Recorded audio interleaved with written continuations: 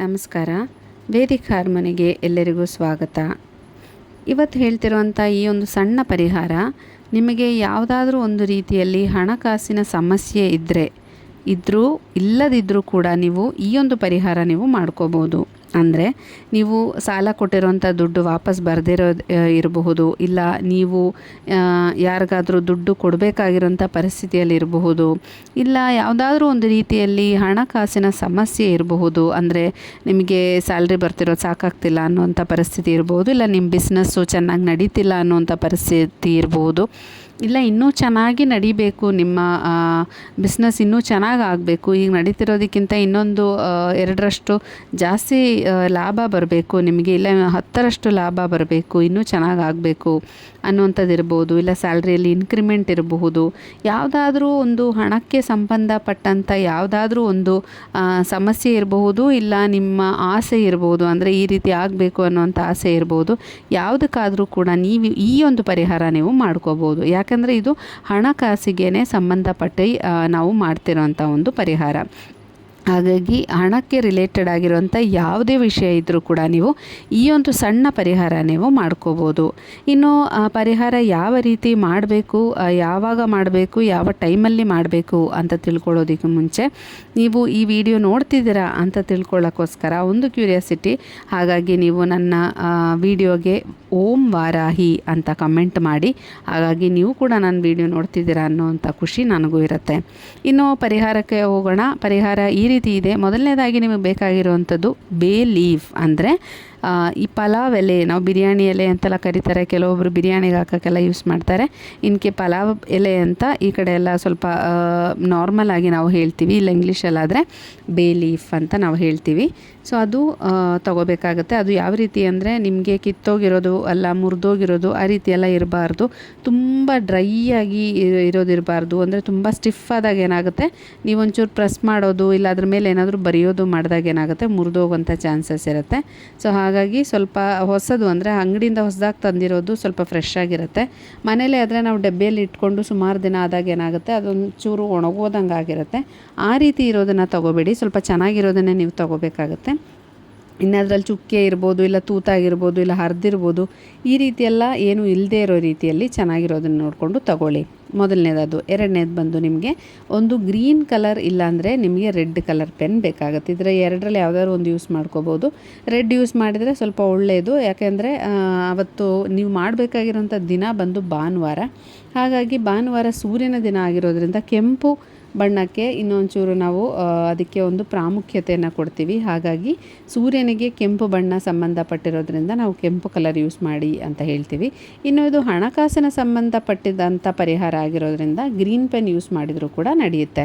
So ಕೆಂಪುದು ಇಲ್ಲಾಂದರೆ red ಯಾವುದಾದ್ರೂ ಒಂದು ಕಲರ್ ಪೆನ್ನ ನೀವು ಯೂಸ್ ಮಾಡಿಕೊಂಡು ಈ ಒಂದು ಪರಿಹಾರನ ನೀವು ಮಾಡ್ಕೋಬೋದು. ಇನ್ನು ತೀರಾ ನನ್ನ ಹತ್ರ ಇಲ್ಲ ಅಂದರೆ ಬ್ಲೂ ಯೂಸ್ ಮಾಡ್ಬೋದು. ಆದರೆ ನಿಮಗೆ ರಿಸಲ್ಟ್ ಕರೆಕ್ಟಾಗಿ ಸಿಗಬೇಕು ಅಂದರೆ ಗ್ರೀನ್ ಇಲ್ಲಾಂದರೆ ರೆಡ್ಡೇ ಯೂಸ್ ಮಾಡಿ. ಹಾಗಾಗಿ ನಿಮಗೆ ರಿಸಲ್ಟು ಬೇಗ ಸಿಗುತ್ತೆ. ಇನ್ನು ಮಾಡಬೇಕಾಗಿರೋ ದಿನ ನಾನು ಆವಾಗಲೇ ಹೇಳಿದ ಹಾಗೆ ಭಾನುವಾರದ ದಿನ ನೀವು ಮಾಡಬೇಕಾಗತ್ತೆ. ತುಂಬ ಶುದ್ಧಿಯಿಂದ ಮಾಡಬೇಕಾಗಿರೋಂಥ ಒಂದು ಪರಿಹಾರ ಇದು. ಯಾಕಂದರೆ ಇದು ಮುಂಚೆಲ್ಲ ಹೇಳ್ತಿದ್ರು, ಹಳೆಯ ಕಾಲದಲ್ಲಿ ಗಂಡಸರು ಇದನ್ನು ಮಾಡ್ತಿದ್ರು. ಅಂದರೆ ಹೆಂಗಸರಿಗೆ ಮನೆಯಲ್ಲಿ ಗೊತ್ತಾಗ್ತಿರ್ಲಿಲ್ಲ ಇವ್ರು ಏನು ಮಾಡ್ತಿದ್ರು ಅನ್ನೋದು. ಗಂಡಸರು ಮಾಡ್ತಿದ್ರು ಕೆಲವೊಂದು ಮನೆಗಳಲ್ಲಿ, ಅಂದು ಕೆಲವೊಂದು ಜಾತಿಯವರು, ನನಗದು ಕರೆಕ್ಟಾಗಿ ಅಷ್ಟು ಇನ್ಫಾರ್ಮೇಷನ್ ಗೊತ್ತಿಲ್ಲ, ಆದರೆ ಮುಂಚಿನ ಕಾಲದಲ್ಲಿ ಇದು ಮಾಡ್ತಿದ್ರು ಅನ್ನೋವಂಥ ಒಂದು ಇನ್ಫಾರ್ಮೇಷನ್ ಇದೆ. ಹಾಗಾಗಿ ಅದು ಹೇಳ್ತಾ ಇರಲಿಲ್ಲ. ಅಂದರೆ ಅವಾಗೆಲ್ಲ ಯಾರು ಒಬ್ರಿಗೊಬ್ರು ಹೇಳ್ತಾ ಇರಲಿಲ್ಲ. ಮನೆಗಳಲ್ಲಿ ಅವರು ತಂದೆ ಮಗನಿಗೆ ತಿಳಿಸ್ಕೊಡೋದಿರ್ಬೋದು, ಮಗ ಅವ್ರ ಮಗನಿಗೆ ತಿಳಿಸ್ಕೊಡೋದಿರ್ಬೋದು, ಆ ರೀತಿ ಬಂದು ಗೊತ್ತಾಗುತ್ತೆ ಹೊರತು ಅವರು ಬೇರೆಯವ್ರಿಗೆ, ಅಂದರೆ ಅಕ್ಕಪಕ್ಕ ಮನೆಯವ್ರಿಗಿರ್ಬೋದು, ಇಲ್ಲ ಯಾರಿಗಾದರೂ ಒಬ್ಬರು ಕಷ್ಟದಲ್ಲಿದ್ದಾಗ ಈ ರೀತಿ ಮಾಡಿ ಅಂತ ತಿಳಿಸ್ಕೊಡ್ತಿರ್ಲಿಲ್ಲ. ಆವಾಗೆಲ್ಲ ಆ ರೀತಿ ಇತ್ತು. ಅಂದರೆ ಒಬ್ರಿಗೆ ಹೇಳಬಾರ್ದು ಅನ್ನೋದಿತ್ತು. ಹೇಳಿದಾಗ ಏನಾಗುತ್ತೆ, ನೀವು ಮಾಡಿದಾಗ ಅದಕ್ಕೆ ಪರಿಹಾರ ನೀವು, ಅಂದರೆ ಅದಕ್ಕೆ ರಿಸಲ್ಟು ಸಿಗೋದು ಕಡಿಮೆ ಆಗುತ್ತೆ, ಅದ್ರ ಪವರ್ ಕಡಿಮೆ ಆಗ್ತಾ ಹೋಗುತ್ತೆ ಅನ್ನೋ ಒಂದು ಉದ್ದೇಶದಿಂದ ಅವಾಗೆಲ್ಲ ಹೇಳ್ತಾ ಇರಲಿಲ್ಲ ಅನ್ನೋವಂಥ ಒಂದು ಇನ್ಫಾರ್ಮೇಷನ್ ಸಿಕ್ಕಿದೆ. ಅಂದರೆ ಅವಾಗೆಲ್ಲ ಮಾಡ್ತಿದ್ರು ಕೂಡ, ಅಂದರೆ ಗಂಡಸರು ಮಾಡ್ತಿದ್ರು ಅನ್ನೋದು. ಹೆಣ್ಣು ಮಕ್ಕಳ ಬಗ್ಗೆ ಅಷ್ಟು ನನಗೆ ಇನ್ಫಾರ್ಮೇಷನ್ ಸಿಕ್ಕಿಲ್ಲ. ಮೋಸ್ಟ್ಲಿ ಅವಾಗೆಲ್ಲ ಗೊತ್ತಿಲ್ಲ ಅನಿಸುತ್ತೆ. ಯಾಕಂದರೆ ಹಣಕಾಸಿನ ವಿಚಾರನ ಗಂಡಸರೇ ಆಗಿನ ಕಾಲ ಅವರೇ ಮೇಂಟೈನ್ ಮಾಡ್ತಾ ಇರೋದ್ರಿಂದ ಅವರೇ ಮಾಡ್ತಿದ್ರೋ ಏನೋ ಅನಿಸುತ್ತೆ. ಹಾಗಾಗಿ ಹೆಣ್ಣು ಮಕ್ಕಳು ಮಾಡ್ತಿರ್ಲಿಲ್ಲ ಅಂತ ನಾನು ಅಂದ್ಕೊಂಡಿದ್ದೀನಿ. ಆದರೆ ಇದನ್ನು ಪುರಾತನ ಕಾಲದಲ್ಲೂ ಕೂಡ ಮಾಡ್ತಿದ್ರು ಈ ಒಂದು ಪರಿಹಾರನ ಅನ್ನೋದು ಕಂಡು ಬಂದಿದೆ. ಹಾಗಾಗಿ ತುಂಬ ಶಕ್ತಿಶಾಲಿ ಮಂತ್ರ ಹಾಗೂ ಒಂದು ಪರಿಹಾರ ಇದು. ಹಾಗಾಗಿ ತುಂಬ ಶುದ್ಧಿಯಿಂದ ನಾವು ಇದನ್ನು ಮಾಡಬೇಕಾಗತ್ತೆ. ಶುದ್ಧಿ ಅಂತ ಹೇಳಿದರೆ ಸ್ನಾನ ಮಾಡಿ ಪೂಜೆ ಮಾಡಿ ದೇವ್ರ ಕೈ ಮುಗಿದು ನಂತರನೇ ಇದನ್ನು ಮಾಡಬೇಕಾಗತ್ತೆ. ಇನ್ನು ಇದು ಮಾಡಬೇಕಾಗಿರೋಂಥ ಸಮಯ ಬಂದು ಸೂರ್ಯಾಸ್ತಮನದ ನಂತರ, ಅಂದರೆ ಸೂರ್ಯನ ಅಸ್ತಮನ ಆದಂಥ ಅಂದರೆ 6 ಗಂಟೆ 7 ಗಂಟೆ ಆ ಒಂದು ಸಮಯ ಆದಮೇಲೆ ನೀವು ಈ ಒಂದು ಪರಿಹಾರನ ಮಾಡಬೇಕಾಗತ್ತೆ. ಅದಕ್ಕೆ ಮುಂಚೆ ನೀವು ಇದು ಪರಿಹಾರ ಮಾಡೋ ಹಾಗಿಲ್ಲ. ಇನ್ನು ನಾನ್ ವೆಜ್ ಎಲ್ಲ ತಿಂದು ಮಾಡೋ ಹಾಗಿಲ್ಲ. ನಾನ್ ವೆಜ್ ತಿಂದಿರೋ ಅಂಥ ಟೈಮಲ್ಲಿ ನೋಡಿಕೊಂಡು ನೀವು ಮಾಡ್ಕೋಬೋದು. ಇಲ್ಲ ಈ ಪರಿಹಾರ ಮಾಡಿದ ನಂತರ ನೀವು ಬೇಕಿದ್ರೆ ತಿನ್ಕೋಬೋದು. ಹಾಗೆ ಸ್ವಲ್ಪ ಅವಾಯ್ಡ್ ಮಾಡಿ ಶುದ್ಧಿಯಿಂದ ಮಾಡಿದರೆ ಅಷ್ಟು ನಿಮಗೆ ಅದಕ್ಕೆ ಎಫೆಕ್ಟು ಸಿಗುತ್ತೆ. ಹಾಗಾಗಿ ಶುದ್ಧಿಯಿಂದನೇ ಮಾಡಬೇಕಾಗತ್ತೆ. ಇನ್ನು ಲೇಡೀಸ್ ಮಾಡೋ ಹಾಗಿದ್ರೆ ಪೀರಿಯಡ್ಸ್ ಆಗಿರೋಂಥ ಸಮಯದಲ್ಲಿ ಇದನ್ನು ಮಾಡಿಕೂಡ್ದು. ಇದು ನಾವು ಪೂಜೆ ಮಾಡಿ ನಂತರ ಮಾಡೋದ್ರಿಂದ ನಿಮಗೆ ಗೊತ್ತು ಯಾವ್ಯಾವ ಟೈಮಲ್ಲಿ ಪೂಜೆ ನಾವು ಮಾಡ್ತೀವಿ ಅಂತ. ಸೊ ಪೂಜೆ ಮಾಡಿನೇ ನೀವು ಇದನ್ನು ಮಾಡಬೇಕಾಗತ್ತೆ. ಹಾಗಾಗಿ ಪೂಜೆ ನಾವು ಯಾವುದಾದ್ರೂ ಸಂದರ್ಭದಲ್ಲಿ ಮಾಡಲ್ಲ ಅನ್ನೋ ಥರ ನಿಮ್ಮ ಮನೇಲಿದ್ದರೆ ನೀವು ಈ ಒಂದು ಪರಿಹಾರ ಕೂಡ ಮಾಡಿಕೂಡ್ದು.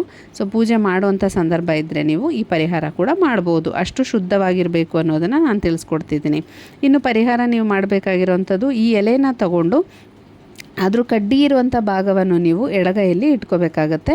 ಮೇಲ್ಗಡೆ ಜಾಗ ಏನಿದೆ ಅಲ್ಲಿ ನೀವು ನಾನು ಹೇಳುವಂಥ ಒಂದು ಚಕ್ರ ಇರ್ಬೋದು, ಇಲ್ಲ ಒಂದು ವರ್ಡ್ ಅಂತಲೇ ಹೇಳ್ಬೋದು, ಇದನ್ನು ನೀವು ಅದರ ಮೇಲೆ ಬರೀಬೇಕಾಗತ್ತೆ. ನೀವು ಯಾವ ಪೆನ್ ಯೂಸ್ ಮಾಡ್ತೀರಾ ಅದರಲ್ಲಿ ಸೆಂಟರಲ್ಲಿ ಕರೆಕ್ಟಾಗಿ ನೀವು ಹಣ ಅಂತ ಬರೀಬೇಕಾಗತ್ತೆ. ನಂತರ ಅದ್ರ ಸುತ್ತಲೂ 4 ಕಡೆ ನೀವು ವಶ್ಯ ಅಂತ ಬರೀಬೇಕಾಗತ್ತೆ. ಅಂದರೆ ನಾವು ಹಣವನ್ನು ಅಟ್ರ್ಯಾಕ್ಟ್ ಮಾಡ್ತಾ ಇದ್ದೀವಿ ಅಂತ ಇದ್ರ ಅರ್ಥ.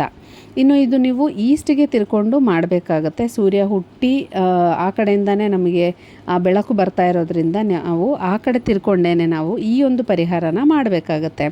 ಈ ಅಂದರೆ ನೀವು ಬರೆದಾಗಿದ ಮುಗಿದ ನಂತರ ನೀವು ಈ ಎಲೆನ ನೀವು ನಿಮ್ಮ ಪಿಲ್ಲೋ ಕೆಳಗಡೆ, ಅಂದರೆ ದಿಂಬಿನ ಕವರ್ ಏನಿದೆ ಕವರ್ ಕೆಳಗಡೆ, ನಾನು ದಿಂಬಿಡಲ್ಲ ಅನ್ನೋದಾದರೆ ನೀವು ಬರೀ ಬೆಡ್ ಮೇಲೆ ತಲೆ ಇಟ್ಟು ಮಲಗೋ ಹಾಗಿದ್ರೆ ಬೆಡ್ಡಿನ ಏನು ನೀವು ಬೆಡ್ಶೀಟ್ ಆರಿಸ್ತಿರ್ತೀರ ಅದರ ಕೆಳಗಡೆ, ಅಂದರೆ ನಿಮ್ಮ ತಲೆ ಭಾಗಕ್ಕೆ ಬರಬೇಕು. ನೀವು ತಲೆ ಅದ್ರ ಮೇಲೆ ಇಡೋವಂಥ ರೀತಿಯಲ್ಲಿ ಎಲ್ಲಾದ್ರೂ ನಿಮಗೆ ಗೊತ್ತಿರುತ್ತೆ ನೀವು ಯಾವ ರೀತಿ ಮಲಗಿರ್ತೀರ ಅಂತ ಅಲ್ವಾ, ಆ ರೀತಿ ನಿಮ್ಮ ತಲೆ ಕೆಳಗಡೆ ಇದು ಬರೋವಂಥ ರೀತಿಯಲ್ಲಿ ನೀವು ಇಡಬೇಕಾಗತ್ತೆ. ಇದು ನೀವು ಇಟ್ಟು ಮಲಗದಾಗ ಏನಾಗುತ್ತೆ, ಯಾವುದಾದ್ರೂ ರೀತಿಯಲ್ಲಿ ನಿಮಗೆ ಬ್ಲಾಕೇಜ್ ಇದ್ದರೆ, ಅಂದರೆ ಯಾವುದಾದ್ರೂ ರೀತಿಯಲ್ಲಿ ನಿಮಗೆ ಹಣ ಬರೋವಂಥದ್ದು, ಹಣ ಸ್ಟಾಪ್ ಆಗಿದೆ, ಒಂದು ನೆಗೆಟಿವ್ ಎನರ್ಜಿ ಹಂಗೆ ಅಟ್ರ್ಯಾಕ್ಟ್ ಆಗಿದೆ, ಈ ರೀತಿಯೆಲ್ಲ ಇದ್ದಾಗ ಏನಾಗುತ್ತೆ, ನಮ್ಗೆ ಹಣ ಬರೋದು ಕಡಿಮೆ ಆಗುತ್ತಲ್ವ, ಅದೇನಿರುತ್ತೆ ಅದು ಬ್ಲಾಕೇಜ್ ಕ್ಲಿಯರ್ ಆಗ್ತಾ ಹೋಗುತ್ತೆ. ಸೊ ಅದು ಮೇನ್ ಪಾರ್ಟ್ ಬಂದು ನಮ್ಮ ಬ್ರೈನೇ. ಸೊ ಹಾಗಾಗಿ ನಮ್ಮ ಬ್ರೈನ್ ಆ ರೀತಿ ವರ್ಕ್ ಆಗಿ ಅದೆಲ್ಲ ಕ್ಲಿಯರ್ ಆಗುತ್ತೆ. ಹಾಗಾಗಿ ನಾವು ದಿಂಬಿನ ಕೆಳಗಿಟ್ಟು ಮಲಗ್ತೀವಿ.